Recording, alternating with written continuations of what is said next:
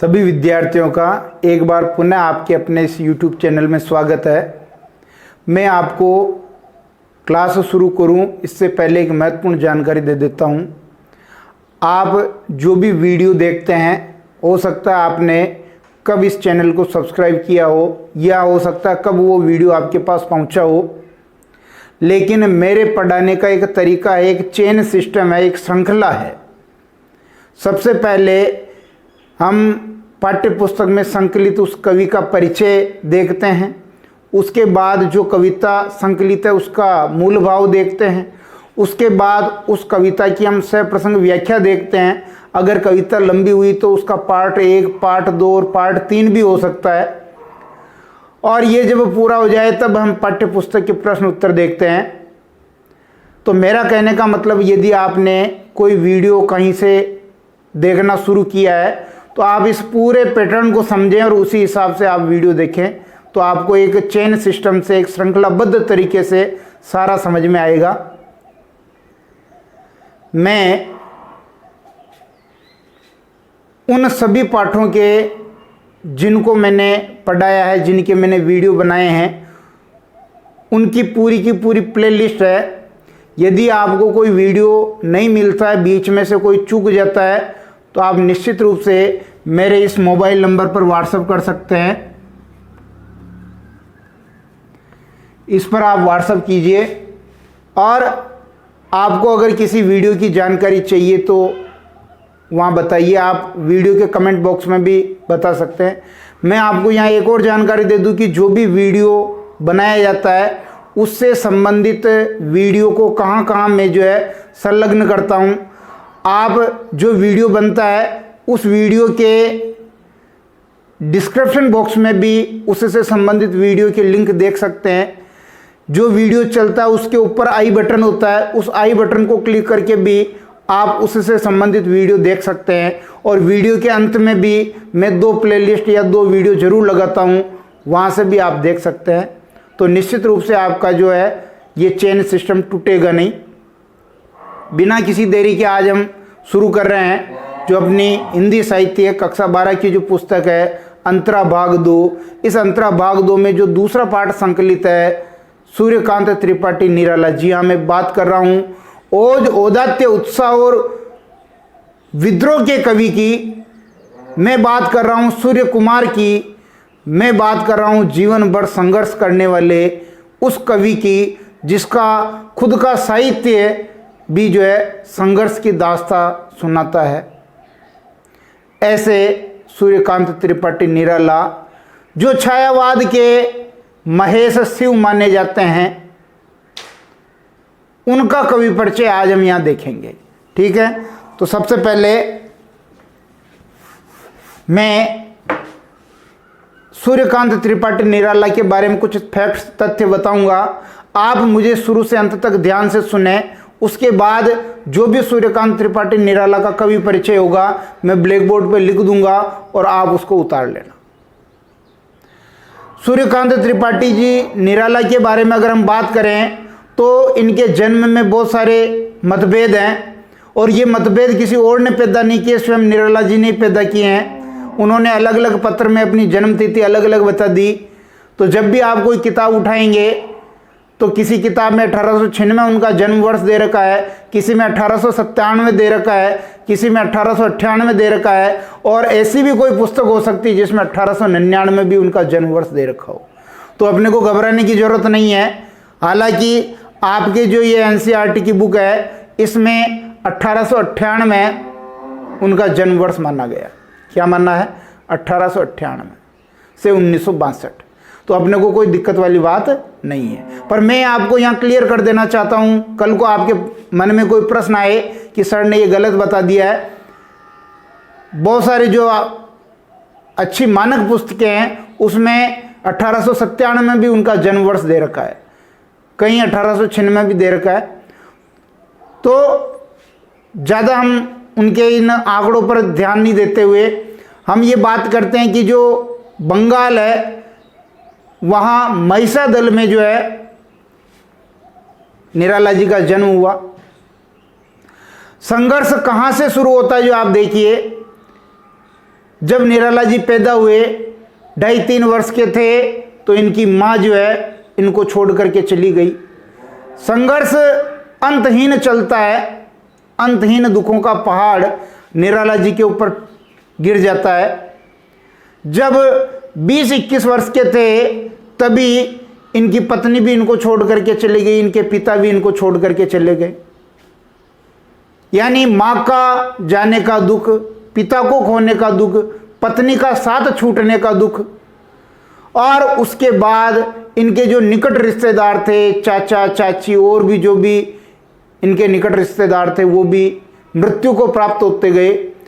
एक उस आदमी की कल्पना कीजिए जिसने अपने जीवन में अनेकों मृत्यु देखी हो, उसका हृदय कैसा टूट टूट करके बिखर गया होगा, कितने दर्द का जो है वो घूंट पी रहा होगा।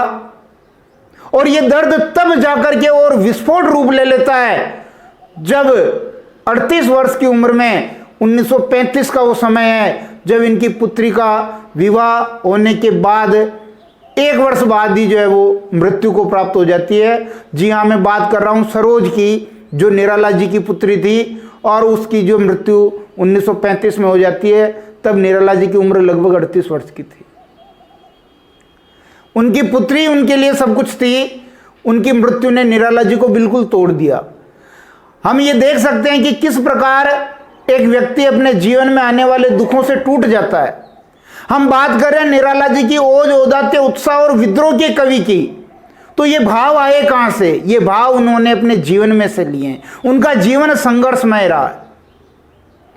अगर हम बात करें निराला जी की तो स्वाभिमानी, जी हां मैं बात कर रहा हूं, निराला जी स्वाभिमानी थे, किसी के आगे झुकना पसंद नहीं करते थे। और जितना दुख इन्होंने अपने सामाजिक जीवन में देखा, जितनी मृत्यु इन्होंने अपने सामाजिक जीवन में देखी, उतना ही कष्ट इन्होंने अपने काव्य जीवन में भी देखा, जो इनकी काव्य यात्रा थी। चूंकि ये स्वाभिमानी थे और स्वाभिमानी होने के कारण किसी भी संपादक के आगे झुकना ये पसंद नहीं करते थे। तो जब आप किसी की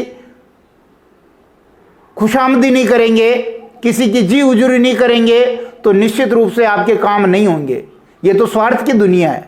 निराला जी के साथ भी वैसा ही हुआ। निराला जी की रचनाओं को जो है ये रचना लिख तो देते थे, लेकिन उसको प्रकाशित करवाने के लिए ये दर दर की ठोकरें खाते थे, दर दर भटकते रहते थे, लेकिन कोई संपादक इनको छापने के लिए तैयार नहीं होता था। इस प्रकार निराला का जीवन बड़ा संघर्षमय रहा। यदि हम बात करें 1916 में इन्होंने एक कविता लिखी थी, जूही की कली। जूही की कली, इस जूही की कली कविता को छापने के लिए इन्होंने उस वक्त के प्रसिद्ध सरस्वती पत्रिका के संपादक महावीर प्रसाद द्विवेदी जी के पास भेजा। महावीर प्रसाद द्विवेदी जी ने इस कविता को छापने से मना कर दिया और इस पर मानवीय चेतनाओं का आरोप, अश्लीलता का आरोप लगाया।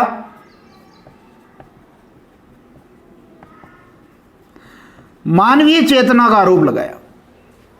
उन्होंने कहा ये तो अश्लील साहित्य है, क्योंकि ये जूही की कली जो है ये मुक्त छंद में लिखा गया था।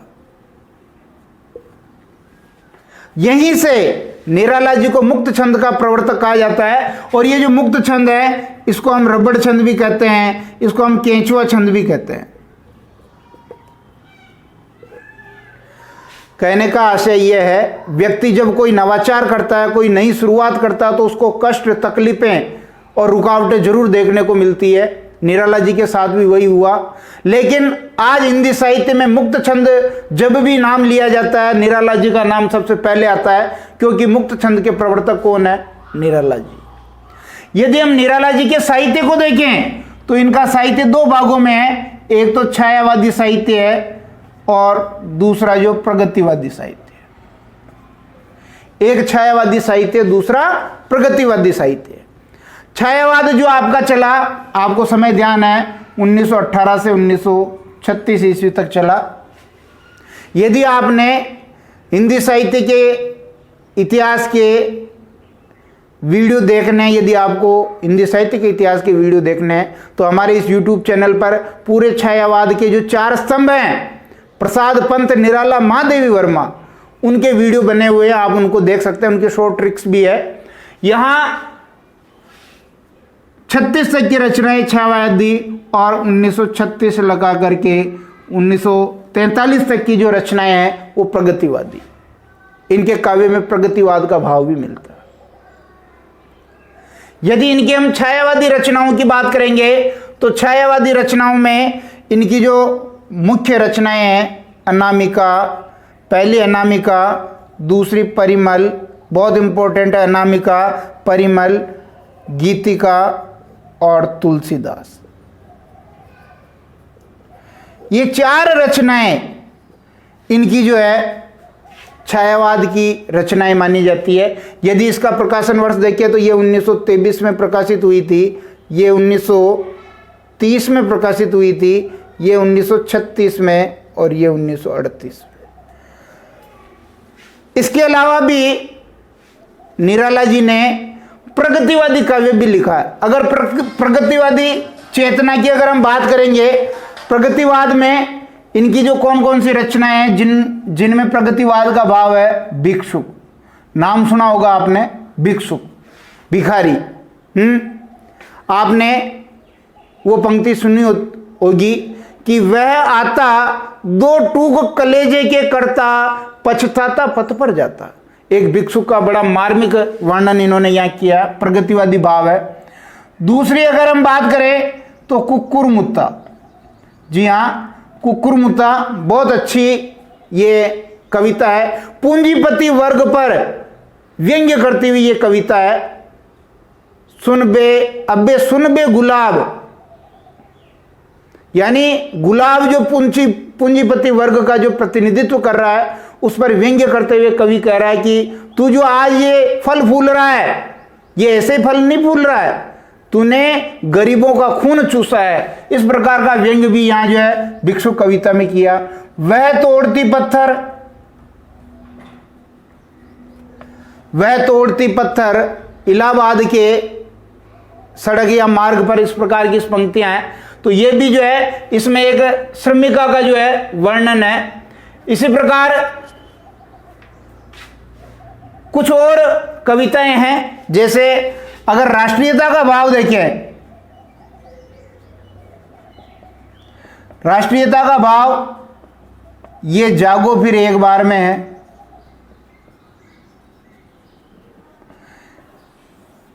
राष्ट्रीयता का भाव इनकी जागो फिर एक बार कविता है, उसमें राष्ट्रीयता का भाव है। यदि हम छायावाद का शोक गीत देखें,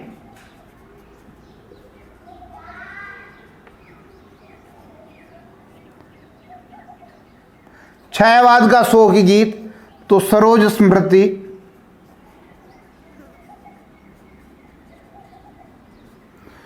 सरोज स्मृति जो अपनी पुत्री की मृत्यु के ऊपर ये जो लिखा था, ये छायावाद का शोक गीत कहलाता है। इस प्रकार हम देख सकते हैं कि आपने राम की शक्ति पूजा जो लंबी कविता वो भी पढ़ी होगी। उसमें राम का दर्द नहीं है, वो वस्तुतः निराला का दर्द है। निराला ने अपने जीवन में जो भी संघर्ष सहा उसकी अभिव्यक्ति अपने काव्य के माध्यम से की। और क्यों ना हो, हर कवि, हर लेखक जो अपने जीवन में अनुभूत करता है, अपने जीवन को, अनुभवों को काव्य में कहीं ना कहीं स्थान देता है। प्रत्यक्ष या अप्रत्यक्ष रूप से उसका काव्य जरूर उसके जीवन से प्रभावित होता है। निराला के साथ भी ऐसा ही हुआ। आप महादेवी वर्मा को देख लीजिए। महादेवी की वर्मा के जो काव्य में वेदना का भाव है, पीड़ा का भाव है, विरह का भाव है, वो उनके जीवन से ही संचालित है। पंत के काव्य में देख लीजिए, जो प्रकृति का मनोहर सुंदर चित्रण है। प्रकृति के चितेरे कवि, सुकुमार कवि पंत हैं। प्रकृति की आगोश में पले बढ़े हैं तो उनके काव्य में उसका प्रभाव दिखेगा। मेरा कहने का मतलब यह है कि कवि का जीवन जैसे भावों से गुजरता है, उसका काव्य भी उससे प्रभावित होता है। निराला का काव्य भी प्रभावित हुआ। यहां इतना सारा पढ़ने के बाद अब मैं आपको यहां ब्लैक बोर्ड पर जो है लिख करके बता दूंगा। आप उसका स्क्रीनशॉट ले, उसको उतार ले, उसको याद कर ले। लेकिन उससे पहले आपको सुनना जरूरी था। सुनने से आपको पता चलेगा कि क्या क्या आपके ध्यान में रहा। कुछ पत्र पत्रिकाओं को भी संपादन इन्होंने किया। मतवाला है, समन्वय है, इन पत्रिकाओं का भी जो है निराला जी ने संपादन किया। तो अब जो है निराला जी के इस जीवन परिचय को मैं यहाँ ब्लैक बोर्ड पर लिख देता हूँ, वहाँ से आप इसको उतार सकते हैं। निराला जी के जीवन से संबंधित महत्वपूर्ण बातों को मैंने यहाँ लिख दिया है, यहाँ से हम देख सकते हैं। आपको स्क्रीनशॉट के लिए भी मैं समय दूंगा, आप वहाँ से भी स्क्रीनशॉट ले सकते हैं। देखिए, निराला का जन्म बंगाल के मेदिनीपुर जिले के महिषादल में 1898 ईस्वी में हुआ। मैंने आपको बताया कि 1898 में भी मानते हैं, कुछ 1897 में भी मानते हैं, कुछ 96 में भी मानते हैं, कुछ जो है 1899 में भी मानते हैं। ये विसंगति निराला जी ने स्वयं पैदा की है। इनकी मृत्यु 1961 ईस्वी में हुई, कुछ 1962 भी मानते हैं, कुछ कहते हैं 1962 में भी हुई। और ये विरोधाभास इनके जीवन में बना हुआ है। लेकिन अपने को ये पता होना चाहिए कि छायावाद के महेश, छायावाद के शिव, ओज औदात्य और उत्साह, विद्रोह का भाव रखने वाले, भिक्षुक, वह तोड़ती पत्थर, बादल राग और कुक्कुर मुत्ता जैसी ज्वलंत उस वक्त पूंजीपति वर्ग को, सर्वहारा वर्ग के उस दर्द को बयां करते हुए, पूंजीपतियों के उस जो लोगों पर अत्याचार किया जा रहा है उस भाव को बयां करते हुए ये कविताएं लिखी थी। रविवार को जन्म होने के कारण इनका बचपन का नाम सूर्य कुमार था। ये छायावाद के प्रमुख स्तंभ थे। छायावाद के 4 स्तंभ मैंने आपको बता रखे हैं: प्रसाद, पंत, निराला, महादेवी वर्मा। प्रसाद छायावाद के ब्रह्मा, पंत छायावाद के विष्णु, निराला छायावाद के महेश यानी शिव, और महादेवी वर्मा छायावाद की शक्ति दुर्गा। निराला ने अपने जीवन में माँ, पिता, पत्नी और निकट रिश्तेदारों की मृत्यु देखी, जिससे वे बड़े आहत हुए, बहुत टूट चुके थे। ऐसा व्यक्ति क्यों नहीं टूटेगा जिसने अपने जीवन में 1 नहीं, 2 नहीं, 3 नहीं, एक मृत्यु का सिलसिला देखा हो। निराला जी के साथ भी ऐसा ही हुआ। लेकिन उसकी परिणति, उसका चरम कब आया? जब 1935 में उनकी पुत्री सरोज की मृत्यु ने निराला को पूरी तरह तोड़ कर रख दिया। सरोज स्मृति छायावाद का शोक गीत माना जाता है। 1935 ईस्वी में जब इन्होंने सरोज की मृत्यु देखी तो उससे ये बिखर गए, टूट गए, चूर चूर हो गए। इनका हृदय जो है कांप गया और शादी के 1 वर्ष के भीतर ही इनकी सरोज जो पुत्री थी उसकी मृत्यु हो गई। निराला ओज, औदात्य, उत्साह और विद्रोह के कवि माने जाते हैं। इन्हें छायावाद का महेश अर्थात शिव भी कहते हैं। ये मैंने बताई कौन कौन सी इनकी ओज औदात्य वाली रचनाएं हैं। जैसे देखिए, कुक्कुर मुत्ता है, ठीक है, भिक्षुक है, वह तोड़ती पत्थर है। इसी तरह आप और देख सकते हैं, बादल राग है। ये सारी कविताओं में ओज औदात्य का भाव है। निराला मुक्त छंद के प्रवर्तक भी माने जाते हैं। मुक्त छंद जिसे रबड़ छंद कहते हैं। 1916 में जूही की कली, ये एक पुस्तक लिखी, एक कविता लिखी, जूही की कली मुक्त छंद में लिखी थी और ये हिंदी साहित्य की पहली मुक्त छंद में लिखी कविता मानी जाती है। इसलिए मुक्त छंद के प्रवर्तक हम किनको मानते हैं? किनको मानते हैं? निराला जी को मानते हैं। और इस जूही की कली को आपको मैंने बता दिया कि 1916 में छपने के लिए सरस्वती पत्रिका के जो संपादक थे उस वक्त महावीर प्रसाद द्विवेदी, उनके पास भेजा, लेकिन उन्होंने मानवीय चेतना का आरोप लगा करके इसको छापने से मना कर दिया। निराला ने मतवाला, समन्वय, माधुरी, सुधा आदि पत्र पत्रिकाओं का संपादन किया। इसका जो संपादक मंडल था उसमें ये थे, और जिसमें सबसे इंपॉर्टेंट आपका मतवाला है। और इस मतवाला ने निराला का नाम दिया था, अर्थात निराला का जो नाम है वो मतवाला पत्र की देन है। स्वाभिमानी स्वभाव होने के कारण निराला की किसी से बनी नहीं, क्योंकि स्वाभिमानी पुरुष किसी के आगे झुकना पसंद नहीं करता है, समझौता पसंद नहीं करता है, समन्वय नहीं बनाता है। यही समस्या निराला जी के साथ थी। संपादक और इनके बीच समझौता नहीं हो पाता था और इस कारण ये अपने स्वाभिमान के कारण झुकते नहीं थे, और जब झुकेंगे नहीं तो काम बनेगा नहीं, इसलिए इनको जो भटकना पड़ता था, उन्हें जीवन भर संघर्ष करना पड़ा। रचनाएं इनकी देखिए, जो छायावादी रचनाएं हैं, अनामिका 1923 में, परिमल 1930 में, गीतिका 1936 में और तुलसीदास 1938।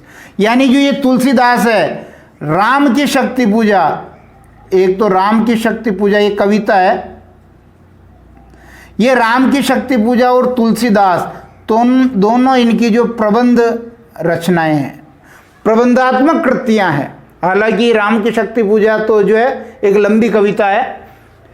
फिर आगे देखिए, अन्य रचनाओं में अणिमा, आराधना, सांध्यकली, बेला और नए पत्ते, अर्चना, गीत कुंज।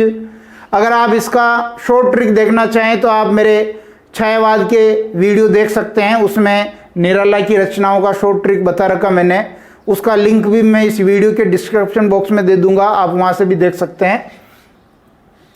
निराला ने काव्य लिखने के साथ साथ गद्य साहित्य भी लिखा, इन्होंने कुछ उपन्यास भी लिखे, निबंध भी लिखे, लेकिन इनका चर्चित केवल और केवल क्या रहा, आपका काव्य रहा। तो निश्चित रूप से ये कक्षा आपको पसंद आई होगी। हम अगली कक्षा में जो है, जो इनके 2 कविताएं हमारे यहाँ संकलित कर रखी है, एक तो गीत गाने दो और सरोज स्मृति, इनका मूल भाव हम लेकर के आएंगे। आप इसका एक स्क्रीनशॉट ले लें।